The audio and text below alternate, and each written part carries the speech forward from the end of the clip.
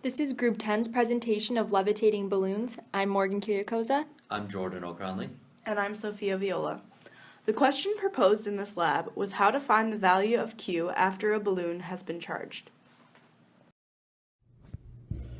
Our starting model included our knowledge of forces and how they interact, as well as free body diagrams for representation of those forces.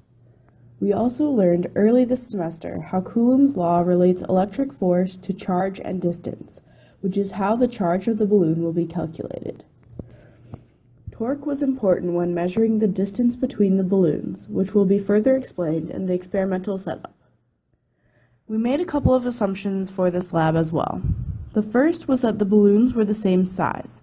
This would allow for the same dispersal of electrons and therefore the same charge around each balloon. Another assumption made was that we were adding electrons by stroking the balloon across the glove, which allows us to assume the charge is just from electrons. The experimental setup of our experiment is displayed at the right. As you can see, we have two balloons. The bottom fixed balloon was held by tape and was unable to move.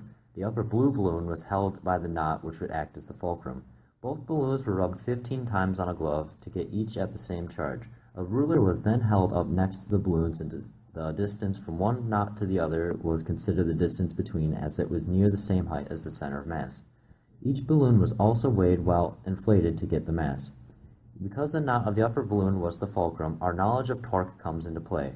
If we assume the red line of the balloon is a lever on which the forces are acting, we know that the force of gravity and the force of electricity are perpendicular to it.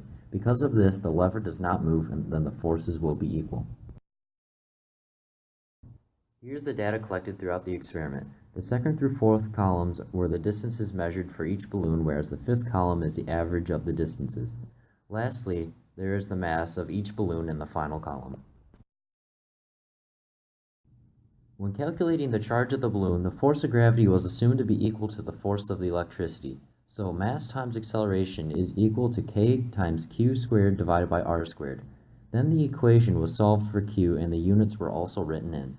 Once solved for q, all of the variables from the data slide were then plugged in for balloon 1. The balloon had a charge of 4.1 times 10 to the negative 7th coulombs, and balloon 2 had a charge of 5.1 times 10 to the negative 7th coulombs.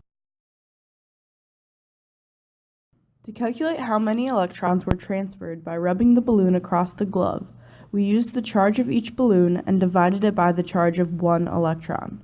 The number of electrons for balloon 1 are 2.56 times 10 to the 12th, and for balloon 2 are 3.18 times 10 to the 12th.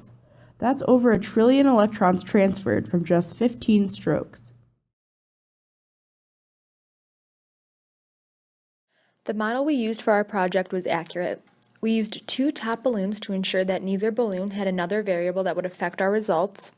We did 3 trials for each top balloon to get an average at the end to use for our calculations. We used a fixed balloon on the bottom so that it would not move around and alter our R value. And we used a fixed number of strokes to ensure that each balloon was charged approximately the same. As previously mentioned, we used the same reference points along each balloon. If the balloons were not the same exact volume, this would alter how electrons were dispersed, and this would change our R value and thus the charge. Additionally, we did not use a protractor to confirm when the balloons were exactly parallel, again altering our final R value.